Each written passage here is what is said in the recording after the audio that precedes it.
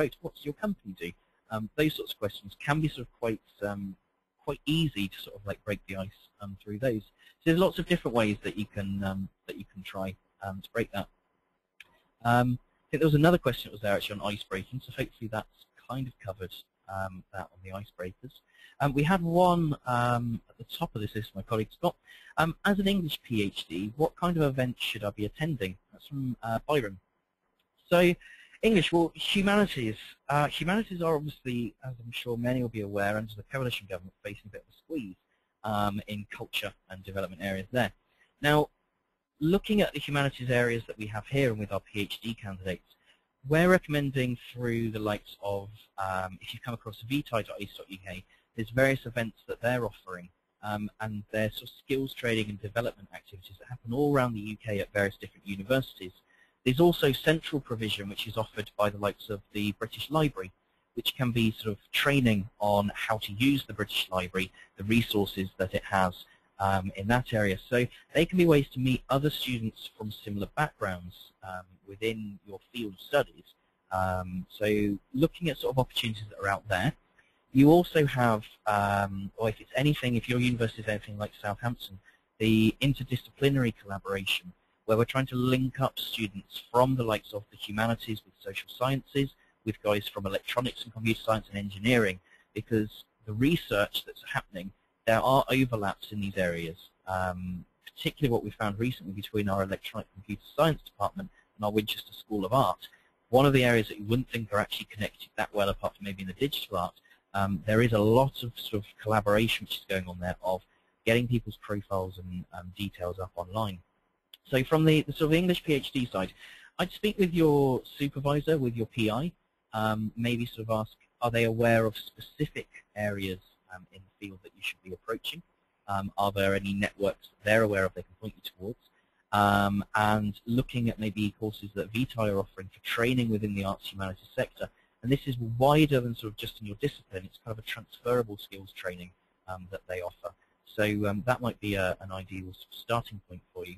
But again, if you do want to email me, I'm happy to sort of maybe look into that in further. So it'll be a benefit, I'm sure, to our English students here. Okay, I've got another question here that's been pointed in my direction. As a first-year PhD, I don't feel I can approach more senior academics at events. What do I have to offer them? And that's from Ming. Well, yes, as I said, earlier on in your networking career, you will probably be finding you're taking more than you're actually giving. So this is obviously an area in your first year of your PhD you'll feel as though you're taking a lot rather than contributing much back to the academics there. What you can offer, though, is if it's senior academics within your own department, have conversations with your PI, with your supervisor about your research itself.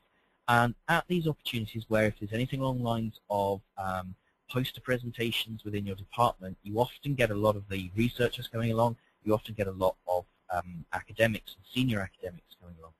What you could maybe look to do in that circumstance would be first start networking with your own peer group. So speaking more to the finalists in their PhD programs, those that are approaching Viva and submission, and sort of speak to them and see, well, what is it, what have they developed as they've gone through, and they'll have built these networks as they've progressed. So you can sort of tap them for some information, some pointers. Your supervisor as well for some pointers, and at poster presentations and sort of departmental seminars that might be occurring, the way that you can approach them is sort of talk about your research, ask questions on theirs. They probably have profiles somewhere online, whether it be on academia.edu, whether it be through your own faculty or college website, and actually find out where their research interests are and try and get those connections. It kind of comes down to the preparation beforehand. And if you can prepare in advance and you know what it is they do, you can try to link your research more towards it. So hopefully that's answering that one. What is a polite way to move on from a conversation? That's from Helen. Thanks for that one. Always a tricky one at times. The polite way to sort of move on is what I've tended to do, specifically at sort of business-to-business opportunities. There's hold sort of like a couple of minutes conversation with the guys which are there. Find out if you're interested in the conversations that they have. Sorry, we're losing power actually on our laptop. Slightly distracted. So find out exactly what it is that, do you have anything to offer them? Do they have anything to offer you? Where's the mutual ground on this? If you're seeing mutual ground, then it's kind of like, oh, this sounds fantastic. I would love to speak more about this. Here's a business card. Here's my email address. Would you mind if we could speak about this later? If you're starting to see there's maybe not too much connection, I found this quite a bit in the business environment, is sometimes some of the organizations don't really match up with the area that I'm looking at. An easy sort of way to sort of answer that is, well, okay, it's been great speaking to you. I'll be sort of maybe looking to sort of follow up or get more a bit background information on your organization and maybe be in touch in future. So you're not sort of cutting the conversation dead and sort of just going, no, this isn't of interest to me, I'm going over there. There's the kind of like, well, I'll have a look more into the company, but at present it doesn't seem as though it's connecting to me too much. And that would work as well if it was in an academic sphere, I think, of your research does sound interesting, but I'm not certain quite how relevant it is to my subject area at the moment. I'll do a bit of sort of maybe background research, a bit of a think, and get back to you on that. So there are different ways to do that. The other way as well is, it's maybe slightly ruder, is kind of if you've seen someone else that you want to speak to, you can always try and bring them over to the conversation. So if you've got friends that are there with you, if there's someone that you've networked with before and you're thinking, oh, actually, maybe these guys are better connected than I am, and then you can sort of bring them in, make the introductions for them, the sort of the icebreaker then, so they're not abandoned on their own, explain the position that each are in, and then take that sort of step away. So looking for a next question here. How effective is online networking as compared to face-to-face? Okay, great question. It really does depend. I would never say step away totally from face-to-face interactions. The benefits of something like LinkedIn are you can get away with a lot more than you can face-to-face. You can't walk up to someone in the real world and go, hi, I'm Rich, I do this, what do you do? Brilliant, I want your contacts. In the world of LinkedIn, you can, kind of.